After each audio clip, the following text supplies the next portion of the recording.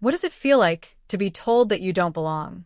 Not with anger, not with cruelty, but with silence, with subtle looks, with a circle that quietly shifts so you are no longer inside. That's the kind of rejection that doesn't scream, it whispers, and the whisper echoes in your soul. They didn't throw me out.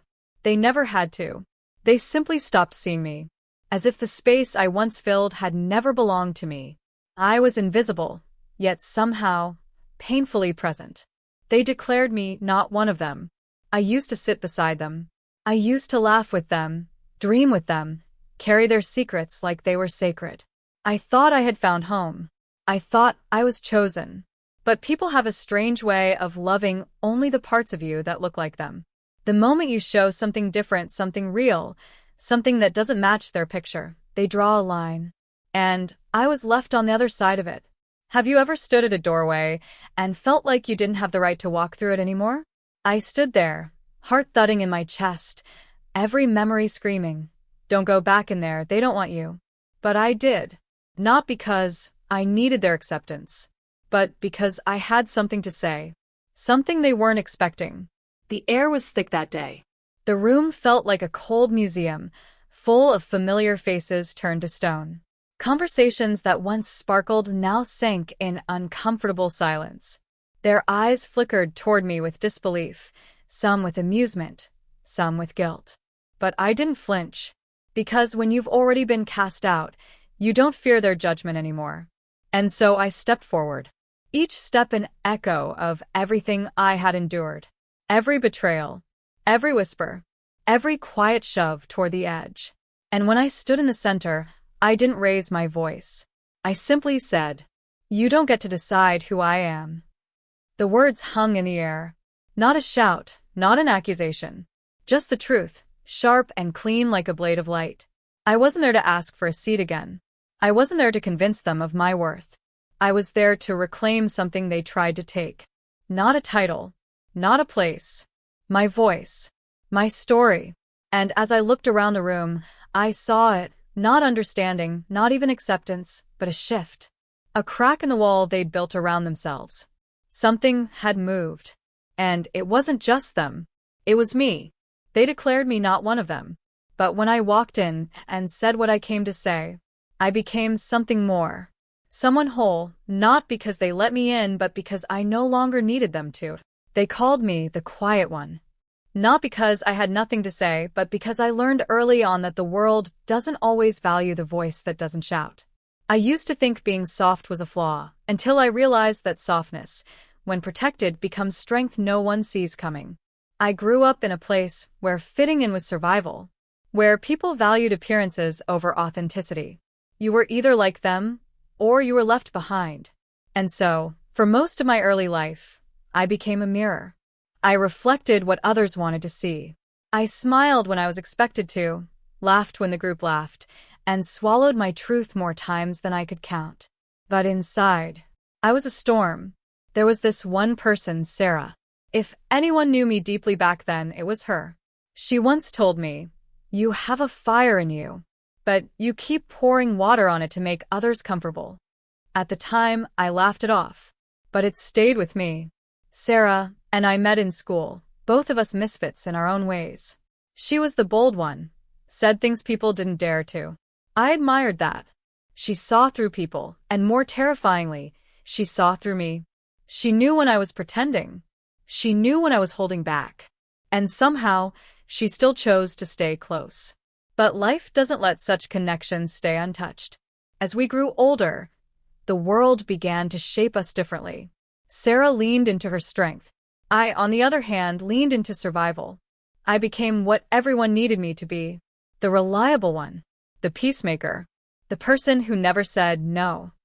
And in that process, I lost pieces of myself. My family was proud of me, or so they said. "You're so well-behaved," they told relatives.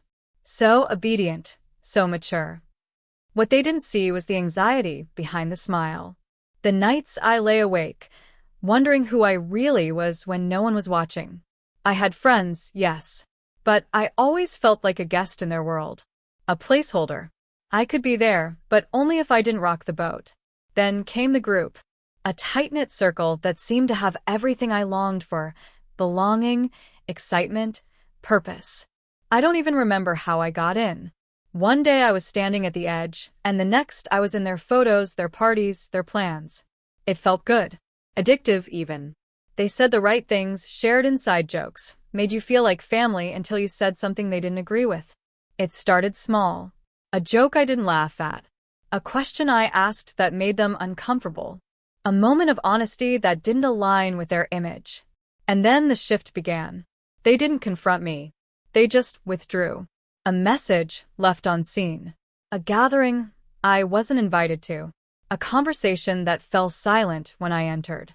You don't need words to feel abandoned. Silence can scream too. I remember confronting one of them, Liam.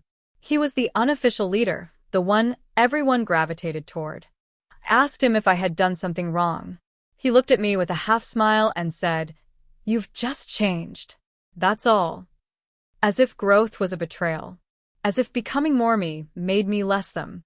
In that moment, I realized something painful but freeing. Some people don't want you to grow.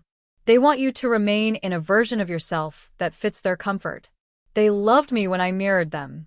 They feared me when I reflected truth. And that's when I remembered Sarah's words. You keep pouring water on your fire. So I stopped. Not all at once.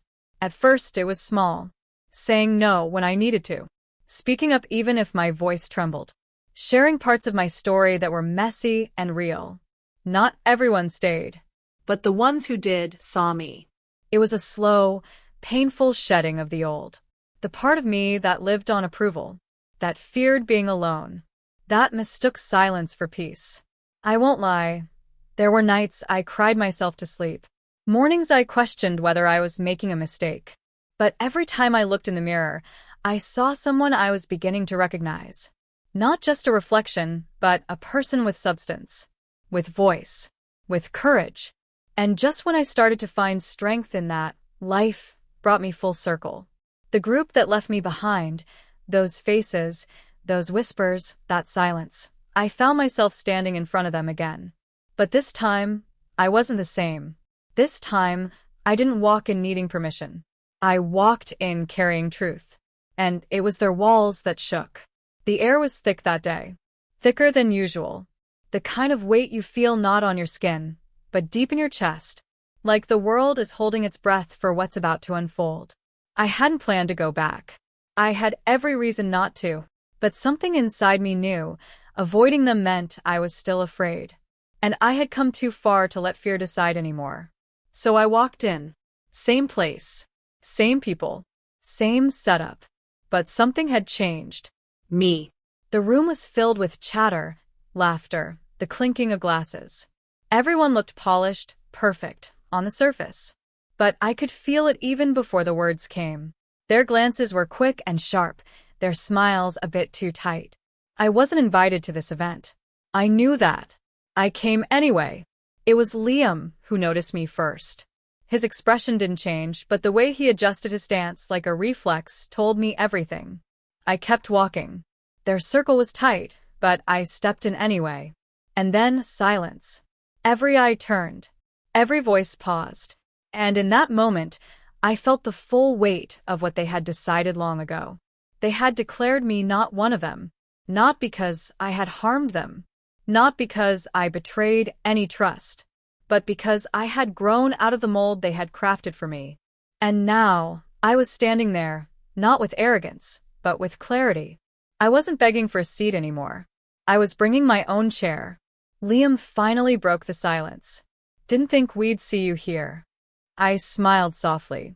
I know. Someone else muttered under their breath. She just wants attention. A quiet laugh followed. But I didn't flinch. Instead, I took a breath. Not the kind you take before arguing. The kind you take when you're finally done pretending. I know I'm not who I used to be, I said, my voice steady. But maybe the real question is, why does that make you uncomfortable? A hush fell, because truth doesn't need to be loud to be heard. It simply needs to be real. For years, I had swallowed my voice. Today, I let it speak. Liam scoffed. No one's uncomfortable. You just disappeared. I didn't disappear, I replied. I just stopped shrinking. That hit him. I could see it in his eyes. The flicker of shame he tried to cover with a grin. But the conflict wasn't just about me and them. It was also within me. The desire to be accepted still lingered, whispering, maybe if you soften your words, maybe if you just smile more. But no. I wasn't here to make them comfortable. I was here to reclaim what I had abandoned, myself. Then came the turning point. Elena, one of the quieter ones in the group, stepped forward. She had always followed, never led. But now, she looked at me, really looked. I remember the last time you were here, she said slowly. You said something that stayed with me. You said, sometimes silence is the loudest rejection. I nodded. I had forgotten saying that. But it was true. She continued.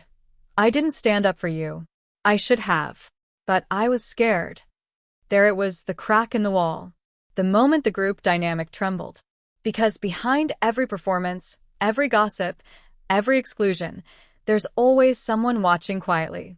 Someone torn between truth and belonging. Elena's voice gave me something I didn't expect, confirmation. I hadn't imagined it. I wasn't being dramatic. What happened to me was real. But not everyone was ready to face that truth. Another voice, Nadia, chimed in with bitter laughter. So now what? You walk in here like some hero? Like you're better than us? I turned to her, gently. No. I walk in here like someone who finally knows their worth. That's not pride. That's healing. And with that, the room shifted again. Some faces softened. Some hardened. Conflict doesn't always come with yelling. Sometimes, it comes in the form of stillness. In the way people suddenly realize they're not as right as they thought. In the mirror truth holds up to them, showing what they did or failed to do. That moment in the room was just the outer conflict. Inside me, a deeper storm raged. Because even as I spoke, I could feel the weight of every memory. Every time I questioned my own sanity, every night I wondered why I wasn't enough for them, every message left unanswered, every tear that fell silently into a pillow. I wasn't just confronting them. I was confronting me. The version of myself who tolerated mistreatment just to belong. The version who believed silence was safer than honesty. The version who doubted her own intuition just because others denied her experience. And as all those versions screamed inside me, I did the only thing that truly mattered. I stayed. I didn't run. I didn't retreat. I stood in the middle of discomfort and breathed. Because healing isn't always peaceful. Sometimes it feels like war. But it's a war worth fighting. The tension in the room began to settle, but it left behind a truth none of them could deny. I had come back, not to be accepted, but to be heard. And as I turned to leave, someone behind me whispered, maybe she's stronger than we thought. I didn't stop. I didn't turn. I didn't need to. Because I already knew. As I walked out of the room, the weight of the silence hung behind me. I could feel the eyes on my back, some filled with disbelief, others with uncertainty. The air had changed. What I had expected to be a confrontation had instead turned into something entirely different, a revelation. The transformation wasn't just in me. It was in them too. I walked down the hallway, each step heavy with the emotion that had gathered inside me for years. But it wasn't anger I felt. It wasn't the need for revenge. It was peace. A peace I hadn't known in a long time. I had finally let go of the chains I had placed around myself for so long. But that wasn't the end. It was just the beginning. I hadn't fully realized it until then. But that moment, when I stood there in front of them, was the last of a long series of personal battles. I had come face to face with my past, with the people who had tried to shape me into someone I wasn't, and instead of crumbling, I had risen. But the real challenge was what would come after. Would they try to break me again? Would I allow myself to shrink back into the shadows I had spent so many years in? That night, I lay in bed, staring at the ceiling. The silence of the room seemed to echo louder than the voices I had just left behind. I replayed the events over and over in my head, trying to grasp at any shred of uncertainty, trying to make sense of the new reality I had created. But nothing felt unclear. It was like I had crossed a line and there was no going back. The next morning, I received a text from Elena. "I've been thinking about what you said. About how silence is the loudest rejection. I'm sorry I didn't stand up for you. You were right. You've always been right. And I didn't want to admit that. But I'm ready to. I think I need to find my voice too." I stared at the message, unsure of how to respond. It was what I had wanted, an acknowledgement, a piece of the truth, but at the same time, it was terrifying. Because once someone else owns their truth, you can't go back to the person they once were. And just like that, I was faced with my next decision. Do I take this new, fragile bond, this moment of vulnerability, and nurture it? Or do I guard my heart and walk away, knowing full well that the door could easily close again? I didn't answer her immediately. Instead, I waited. I needed to know if I was ready for this new chapter, where the relationships that had once defined me could change forever. I wasn't sure I could trust them again. But I also knew I wasn't the same person I had been before. I had walked in there, not asking for permission, and I had left knowing that I had earned my place. A few days passed. I saw them again. This time not in the same room, not under the same circumstances, but in a more casual, less loaded setting. A coffee shop, and to my surprise, Elena was there, sitting at a table alone. She looked up when she saw me and smiled, a genuine, unguarded smile. This time, I didn't hesitate. I sat down across from her. We didn't talk about the night in the room. We didn't talk about the years of silence that had been between us. We just talked. About everything and nothing. About life. About mistakes. About the future. About who we were now in this moment. It wasn't easy. There were awkward silences. There were moments when we both had to look away, unsure of what to say next. But what mattered was that we were there. Together. No masks, no pretensions. Just two people who had once been friends, now trying to rebuild something real. The conversation shifted, as it always does, toward the others, toward Liam, Nadia, and the rest. Elena's eyes grew a little sad. "I know you don't want to hear it, but they don't know how to change. They're too stuck in the version of you they created. And they'll never understand why you left." I nodded, but I didn't feel the sting I thought I would. I had come to terms with it. They didn't need to understand. What mattered was that I understood. "I'm not doing this for them," I said softly. "I'm doing this for me." And there it was, the truth that had always been buried underneath all the lies, the fears, the expectations. I wasn't trying to prove anything to anyone. I wasn't even trying to make them see my worth. I was walking forward because I had finally seen it myself. But the moment of clarity didn't last forever. Days later, I received a call. It was from Liam. His voice, usually so confident, now held an unfamiliar vulnerability. "Can we talk?" he asked. "I know I owe you an apology. I think I've known it for a while, but I never had the guts to say it." The past echoed in his words. This wasn't the Liam I had known. This was someone who had been shaken by what had happened, who had felt the weight of his own actions. And while part of me wanted to reject him, to tell him it was too late, I couldn't ignore the change in his voice. "I'll meet you," I said. "But I'm not going back. And I'm not waiting for anything to change. I'm not the person I used to be." He agreed, and we arranged to meet at the same coffee shop. When I walked in, he was already there, sitting at a corner table. He didn't look up when I arrived, but I could see the tension in his posture. He had no idea what to say, and neither did I. But it didn't matter. We didn't need to speak for long. The words that had been unsaid for so long hung between us, unspoken but understood. "I was wrong," he finally admitted. "And I was scared. Scared of losing you, scared of losing the control I thought I had. But now I see you. I see who you really are, and I'm sorry it took me so long to realize it." I didn't say anything at first. I just watched him. Not with anger, not with regret.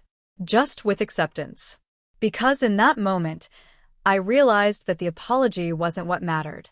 What mattered was that he had seen me, truly seen me, for the first time.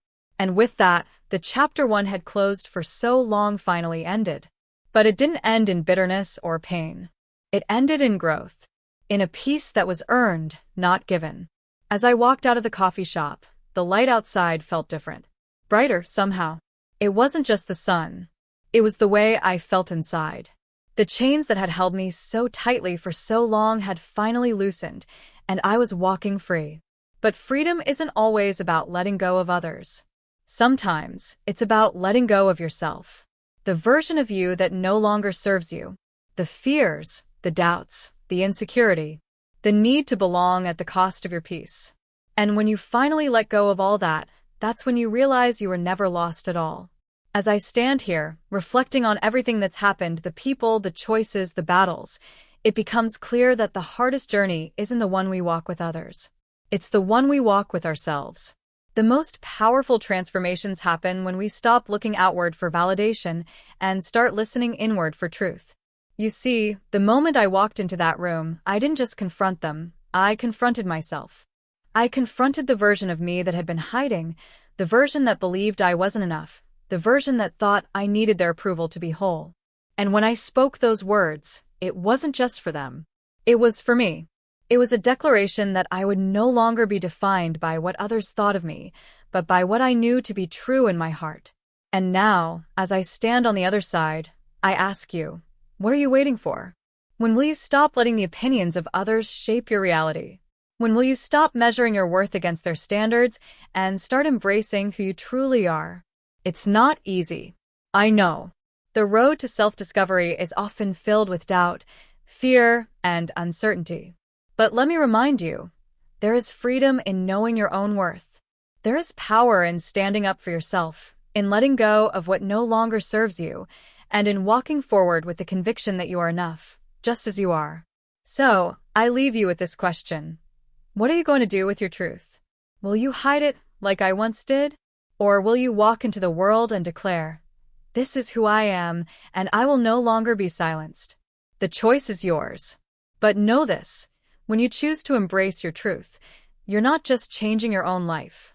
You're giving permission for others to do the same. You're lighting the way for those who are still too afraid to step into their own power. So take that first step. Speak your truth. Walk your path. And never forget, the most powerful thing you can do is be unapologetically, authentically, and fiercely you.